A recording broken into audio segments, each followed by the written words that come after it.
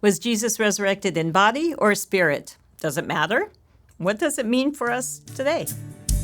Welcome to Perspectives, a podcast where the clergy women of the First United Methodist Church of San Diego share their musings on scripture, theology, and what it has to do with us. Welcome to this episode of Perspectives. I'm Reverend Trudy Robinson. I'm here with Reverend Brittany Juliette Hanlin.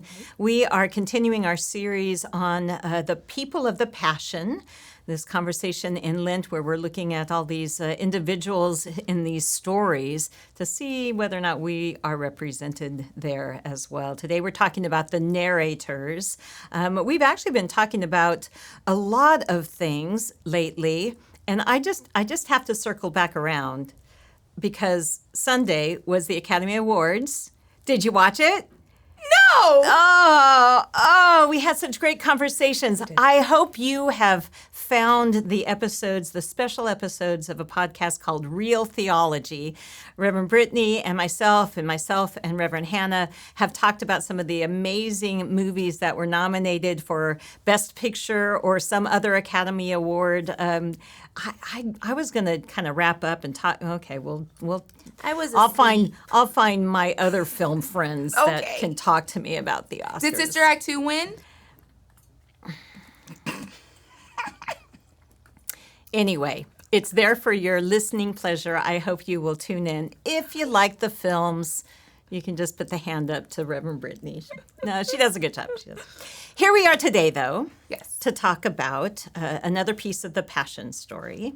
And it's been a little strange kind of talking about these pieces of the story in a way that we share that with others because we know the story so well, but we don't often get to do any kind of interpretation with them, not in sermons. We just tend to hear it, and that's about it. Yeah. So this is a passage that we know. It's from the Gospel of Matthew, chapter 27, verses 62 through 66. This scripture passage comes after Jesus has died, and so it begins like this. The next day, which was the day after Preparation Day, the chief priests and the Pharisees gathered before Pilate. They said, "Sir, we remember that while the deceiver was still alive, he said, quote, 'After 3 days I will arise.' Therefore, order the grave to be sealed until the third day. Otherwise, his disciples may come and steal the body and tell the people, 'Oh, he's been raised from the dead.' This last deception will be worse than the first." And Pilate replied, "You have soldiers for guard duty. Go and make it as secure as you know how." Then they went and secured the tomb by sealing the stone and posting the guard. Okay, so there's a lot in here, but I want to first talk about what it is all about. The resurrection, right? It is all about the idea that a man can die and be resurrected again. Has that ever been a controversial idea in your mind? I don't think it became controversial in my mind until divinity school. Oh, okay. And I had never thought about it before in any intellectual way other than like I was told that and that's what happened and that's what I believed. So, and not necessarily controversial, but I just don't think I'd never thought about it in depth in the way that I think about it now and really what that means to the faith. To the faith. I'm the same way. We learned this story. I mean, I was young and drawing pictures of Jesus on the cross and out of the tomb empty, right? We are church kids, right? So we really didn't think about it. It was just so foundational to us. But I'm struck by as we have grown and as we've gone through seminary, I'm struck by the way in which it still becomes such an interesting conversation because people want to know exactly what that means. They want to know what kind of body was he resurrected in? Was it spiritual? Was it a regular body? Is it when I'm 30 or is it when I'm 65? Those kinds of things, right? And I think all of that is like a distraction to what it really needs to mean. Oh, absolutely. Yeah? I remember being in divinity school and thinking like, oh, I'm going to get a PhD in ethics. And I don't even think that the resurrection is important. And then I said that to someone and they were like, no, the resurrection is the crux of our faith. It's not about necessarily whether a body was raised. It's about this idea that death doesn't have the final say. And I was like, oh, I could get, yes, absolutely, right? But it was, sometimes you intellectualize things so much that the faith aspects you lose. Yeah. And I think that you have to have, in our quadrilateral, you have to both have your reason, right? But you also need a bit of faith to lean into to make it connect. Right. It's a little bit of mystery to lean into. I think the resurrection has been that one thing that has distinguished Christianity from all the other faith traditions, right? It is the one leader, the founder of whatever tradition it is, that died and still lives. It's not reincarnation. Right. It is still he lives, and that's why it's become so central. But it has been complicated because we have taken the mystery out of it, I think. And it's really difficult. I mean, I think of the scriptures, the Apostle Paul, who really is the one that shaped the Christian faith. You're giving me a fun smile right there because you love the Apostle Paul. But he was the one that wrote the first kind of letters before the Gospels were written. So he really shapes what Christianity is in those early first few decades, right? Absolutely, yeah. And he talks nothing about his life. Jesus' life. Yeah. He talks nothing about the ministry he did. It is all about the resurrection, crucified and resurrected. Yeah. Well, I think that's interesting that he doesn't mention anything about Jesus' life, which it's like when Paul encountered Jesus, he encountered this like resurrected Christ, right? Right. So I don't think that I think where you meet Jesus is where you hold on to him. Oh, yeah. So as a child, Jesus was a part of my everyday conversation. So I didn't think too much about whether it was a historical fact or whether it was just, that's the story, that's Jesus, this is our faith. So that's kind of where I stood until I grew and gained some other information and then had to go back to my childhood faith and kind of reconcile them together and grow it up. Yeah. But yeah, Paul spends a lot of time on the resurrection because I think that he encounters this resurrected Christ on the road to Damascus, which is different than the stories that, of course, they're telling in the gospel that talk about the ministry. Right. For so many of those stories, this one is in particular, Paul and the encounter on the road to Damascus. I want to know, just what happened? Yeah. In the moment of resurrection, what happened? I do want to know kind of what that means, and all we're given is mystery. Right. And I think that's really perfect because it won't ever be the same. And even Paul, he writes in 1 Corinthians 15, he talks about the resurrection and the importance of the resurrection. But then he goes on, and this is in verse 35 moving forward, in the Common English translation. Someone will ask, how are the dead raised? What kind of body will they come? And Paul says, that's just so foolish. How foolish, this translation says. When you sow, you do not plant the body that it will be, but just a seed. And it kind of implies that there's all sorts of seeds out there, right? And he goes on, people have one kind in the flesh, animals have another, birds another, fish another. There are heavenly bodies, earthly bodies, different kinds of splendor. And then he goes on to the splendor aspect of the resurrection, of who we can become. Yeah. In the resurrection. And he says the sun has one kind of splendor, the moon another, the stars another, and one star differs from another star in splendor. So he kind of just makes fun of the idea that we want to know so badly when he's really inviting us to simply enjoy the beauty of it, whatever that looks like. Yeah. right? I had a thought, and it has just left my mind about this. Let me keep going then. Okay. Oh, you got it. No, you got it. Go ahead. I can keep it. I keep it in here. Go ahead. I can't. Okay, well, he goes on, and this is what I think is really beautiful, especially when it's talking about the beauty that is in each seed, if he's talking that way. He talks about the resurrection in ways, he says, dishonor will be raised in glory. Weakness will be raised in power. Right? A natural body will be raised in a spiritual body.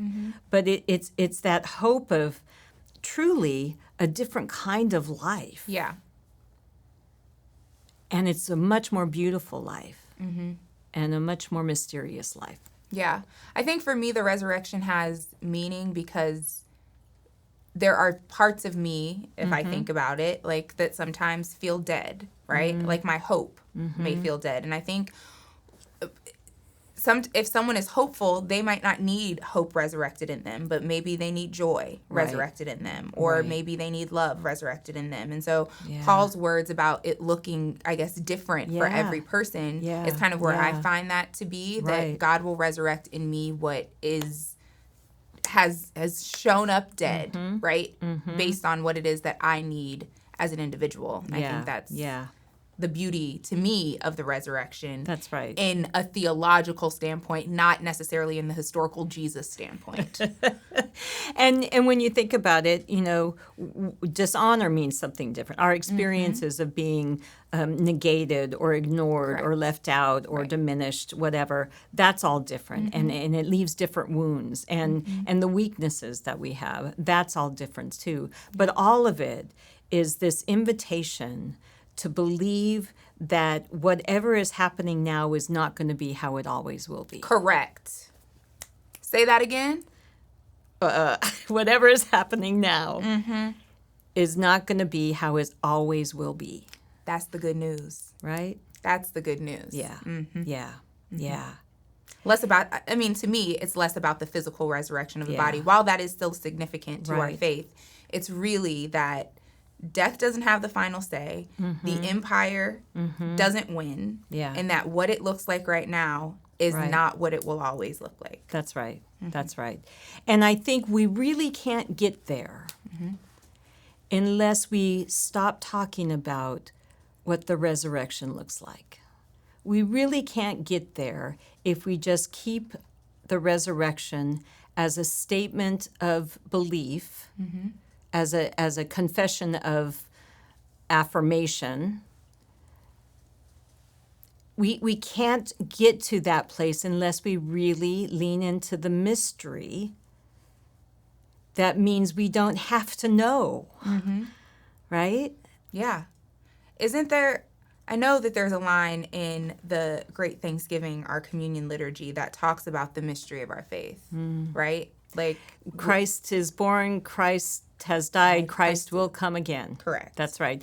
And yet we read that so literally. Christ died. Yes, we know we know the crucifixion. Christ is risen. We know the resurrection. Christ will come again. Oh yeah, that's the second coming that's in the scriptures. But it's all so small. Yeah. Right? It's all in such a tiny little box that we can picture what it looks like. Yeah. And even if it is, Jesus coming down on a cloud in the second coming or whatever, but rarely is it this idea that Christ is born in us, that the resurrection can happen while we're living, that we can find that honor and that believing in our lives here, and also through our service and love of others. Correct. Right? And that's why there's such, I think, so many people are so concerned or anxious about when Christ is coming again, because it's taken out of the sense of like how Christ is born in us, and it goes into this heavenly divine figure coming down on the cloud and taking these and leaving these, and then the rapture has come. Right. But what if the rapture is really that we are left stuck in one one box of our lives, right? Because we've refused to evolve and to grow with the Spirit of God that is trying to awaken us. What if the second coming has already happened in individuals as we embrace that mystery, right? What if, girl? What if? Okay, so now we have these Roman Empire employees, if you will, soldiers, pilot. Of the church, though. Hold on. Well, I was getting there. I was about to say. I was going to get there. I was about to say, let's jump on them. Let's get into the religious figures. We'll get back to the church for sure. Boop, to the side. But back to the scriptures. Okay. You know, they are wanting a different narrative. Jesus didn't get resurrection. Somebody stole his body. There you go, right? And that's a different narrative, right? Yeah. And I just think about all the different narratives that I have given myself over the resurrection, just as you have, you know, coming into these little new learnings and shiftings in understanding. I've been telling myself, you know, different kinds of versions of the story of what it means to say Jesus was resurrected from the dead all along. And these guys don't want that story to get out into the mystery of any of it. Yeah. Right?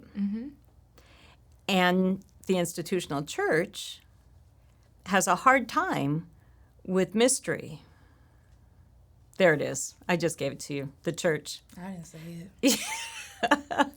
Well, it's true. I mean, the orthodoxy that comes after Constantine becomes a Christian, it has shut down so much mystery. And yet we still have mystics. We had mystics back in the day, and we still do. And we don't know what to do with them. Sometimes after they've been persecuted and shunned and excommunicated, we make them saints. Right. But there is still that mysticism.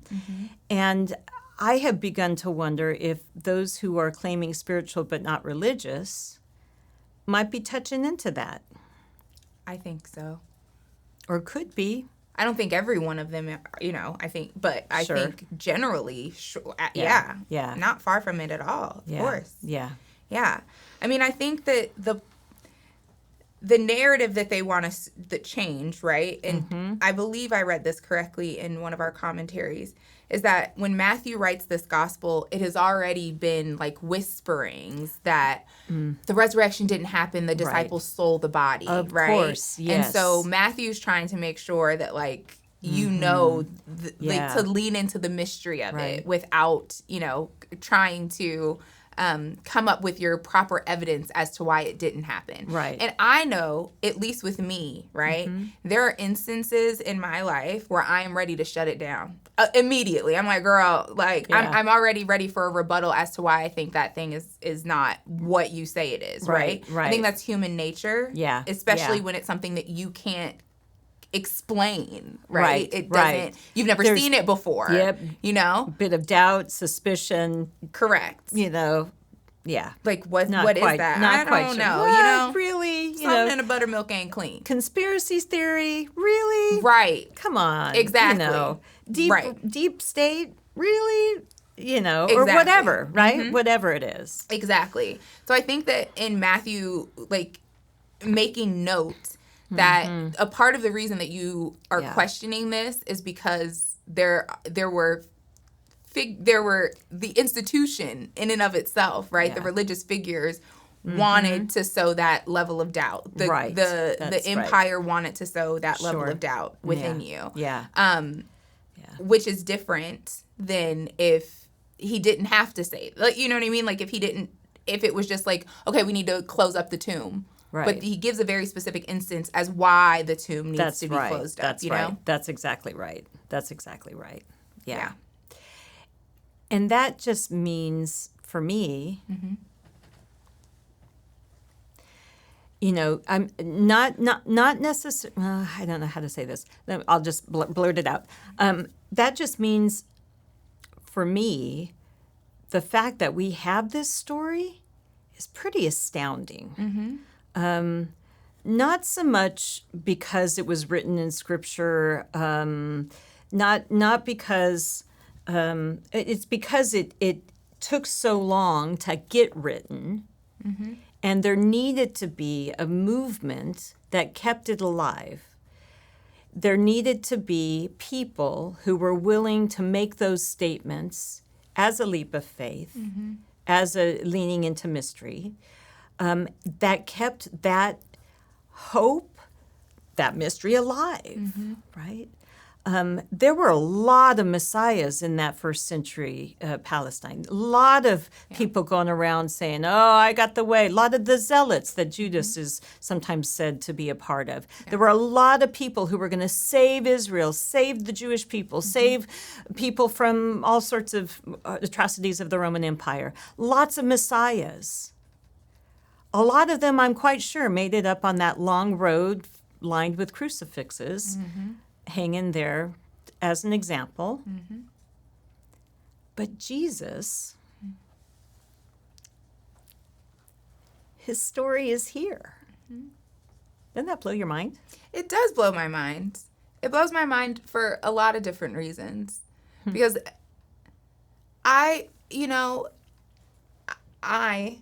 this is just me. I'm not speaking for the United Methodist Church or First Church of San Diego. But Can we print that somewhere? Yeah, disclosure. There's something Disclaimer. about, I appreciate the resurrection for the things that I've already mentioned, but there's something about the resurrection really having significance for me, knowing who Jesus was and what Jesus did and what he taught, you know? Yeah. And so I can't just hold on to the resurrection without thinking about how he was born and who his mother was and how he grew up and the city that he grew up in and, the fact that he was 12 years old and lost in the temple. Like, I can't. Right. The resurrection means so much to me because I've seen the trajectory of his life and the story that is told. Yeah. And the good that he did and the opposition that he was up against in the world and how hard that is to do good in the world, to try to be a beacon of light and hope, and to know that you're still going to run up against, no matter how sweet, no matter how kind, no matter how justice-oriented you are, there will still be people or institutions that will want to sully that, right? And crucify you. Right. And the good news is that you may die this death, but that God is still going to do a new thing in the midst of it. Yeah. So it's the whole arc of his life that gets me to the power of the resurrection because of those things that have come before it. Absolutely. Yeah. I remember a mentor had once shared with me that, people think Mother Teresa is just an extraordinary human being and a saint. And he always reminds us of the difference between Mother Teresa and Jesus by saying nobody wanted to kill her. Right? Okay. So to your point, the life that he led and the extremes that he went to call out the injustice and to stick with it to the very end is mind-blowing and makes the resurrection that much more powerful. Yeah. Yeah. And I think for me, one of the most significant pieces is when Jesus is on the cross, and is there any other way? Like, God, why have you forsaken me? Like the real humanity in that divine expression that he, is having there up on the cross for me is very significant because who wants to die? Really? Right. You know what I mean? I don't, and especially in our culture, I think death has we don't deal with it well. We don't talk about it often. And we just kind of, push it off to the side. But it reminds me, like, no one really wants to die. Not even the Messiah that we know as Christians wanted to die, you know? And still there was a beauty that came from that death. Yeah. And that's the resurrection. Yeah. Yeah. I think there's also a part of the resurrection that I want to believe in, and that is it's not just for me, right? Hello! It's not just so that I am saved, right? Right? Because that wouldn't align with what Jesus lived. And I think, as I think about, the Paul's writing, what is dishonor will be raised in glory, what is weakness raised in power. I think we need to claim that possibility that the dishonor I feel, the weakness I feel, is not going to be all of who I am. And we need to offer that to others too, right? We need to offer the fact that if that person did something really dishonorable, really stupid, really unbelievable, we have to recognize that there can still be growth. There can still be repentance. There can still be a fulfillment of a different kind of life. And we have to allow that to other people. We have to allow the resurrection could be for someone else. And if we look at the resurrection in this way, it's not just you get the resurrection if you say the right words. Right. Because the words don't matter unless the action behind them. Well, yeah. That's just my thought. So it's really a matter of taking the narrative, taking the story, however you understand this new life through the resurrection. Right. And understanding it is yours. And you have an obligation to share it with others. Absolutely. Right? Sound like a televangelist, huh? A little bit? Go maybe? tell it on the mountain. I always hope, right, that I will be a person that can extend that grace in believing that other people have the ability to change, because I would hope that when I fall short, people don't just assume that that's, all that I will be. It's not necessarily my strong point, right? If I'm being honest. It's something that I work through. I'm still working through. God is yet working on me. But I always appreciate your being a pillar of grace. I say that, but I really do mean it, because it I can be a little closed off, and to hear that part of the resurrection, I was thinking of it differently in extending the grace, but to hear it just kind of brought me back to remembering that it's not just mine. Right. And it's not just about me, even though there are personal parts of it for me, that it's Christ didn't die to be my Lord and personal Savior. Right. Christ died so that people might live in a world where hope abounds and where love meets them and where grace knocks on their door.